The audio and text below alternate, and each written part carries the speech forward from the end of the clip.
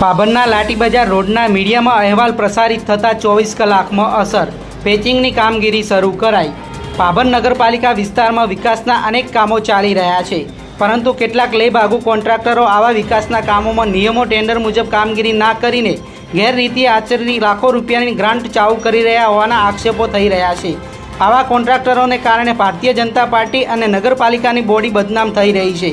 ગઈકાલે કોન્ટ્રાક્ટર દ્વારા પાભર હાઈવેથી લાઠી બજાર અનડા વોચકુ સુધી રાતોરાત રોડનું પેકિંગ કામ કર્યા વગર હલકો માલ પાથરી પીસીસી કરી દેવામાં આવેલ, જેનો વિરોધ કોંગ્રેસ પ્રમુખ અશોકભાઈ ઠક્કર અને હરીશભાઈ સોનીએ કરતા તેના અહેવાલ મીડિયામાં પ્રકાશિત થતાં તેની 24 કલાકમાં અસર જોવા મળી રહી છે।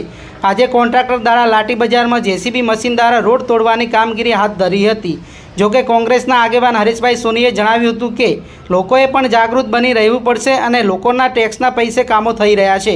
આવા લેભાગુ કોન્ટ્રાક્ટરો સામે અવાજ ઉઠાવી તેમનો ભ્રષ્ટાચાર ખુલ્લો પાડવો જોઈએ, નહીંતર પછી જ્યાં પણ ખરાબ કામો થાય તેમની જાણ અમોને કરવી।